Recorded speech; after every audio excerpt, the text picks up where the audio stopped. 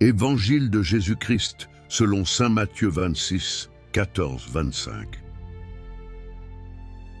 En ce temps-là, l'un des 12, nommé Judas Iscariote, se rendit chez les grands prêtres et leur dit « Que voulez-vous me donner si je vous le livre ?» Ils lui remirent 30 pièces d'argent. Et depuis, Judas cherchait une occasion favorable pour le livrer. Le premier jour de la fête des pains sans levain, les disciples s'approchèrent et dirent à Jésus « Où veux-tu que nous te fassions les préparatifs pour manger la Pâque ?» Il leur dit « Allez à la ville, chez un tel, et dites-lui, le maître te fait dire, mon temps est proche.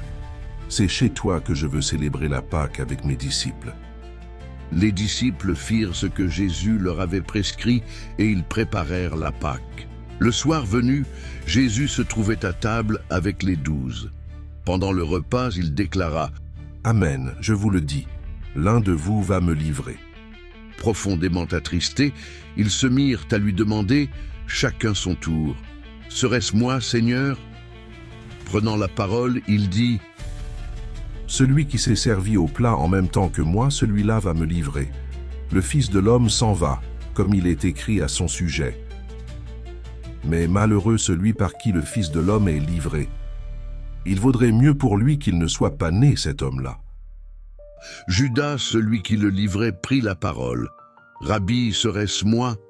Jésus lui répond « C'est toi-même qui l'as dit. » Acclamons la parole de Dieu.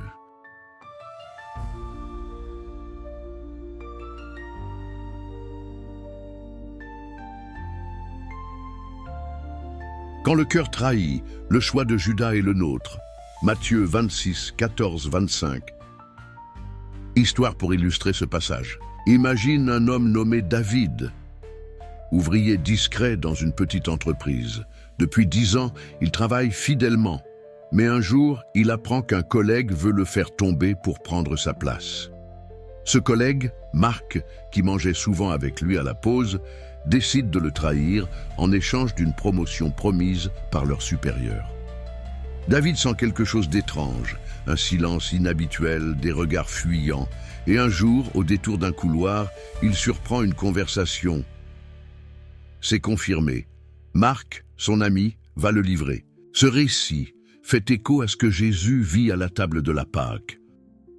Le drame de la trahison ne se passe pas dehors, avec des ennemis, mais dedans, avec un ami, quelqu'un qui partage le pain avec lui. Explication du passage. Ce passage bouleverse parce qu'il révèle la profondeur de l'amour de Jésus, même face à la trahison.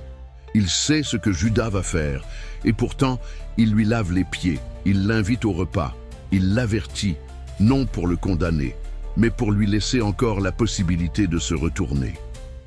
Jésus ne cherche pas à humilier Judas publiquement. Il lui parle personnellement, c'est toi-même qui l'as dit. C'est un appel ultime à la conscience. Mais Judas a déjà choisi son camp. Il préfère l'argent à la fidélité, la stratégie humaine, à la confiance en Jésus. Comment vivre ce passage aujourd'hui ? 1. Regardez en moi. Jésus ne pointe pas Judas immédiatement. Il laisse à chacun des disciples le soin de s'examiner. Aujourd'hui, pose-toi cette question. Suis-je fidèle au Christ dans mon quotidien? Peut-être que je trahis Jésus quand je choisis le mensonge, la rancune ou l'indifférence. 2. Ne pas juger trop vite les autres. Les autres demandent « Serait-ce moi, Seigneur ?» Belle attitude d'humilité. Avant de soupçonner l'autre, je regarde mon propre cœur. 3. Être fidèle dans les petites choses. Judas ne s'est pas éloigné de Jésus en un jour. C'est souvent un petit compromis après l'autre. Aujourd'hui, je choisis de rester fidèle dans mes paroles, mes choix, mes gestes, même quand personne ne regarde. 4. Recevoir la miséricorde. Jésus tend la main jusqu'au bout. Si tu as chuté, il te relève. Ce passage est aussi un appel à revenir à lui, à demander pardon et à recommencer.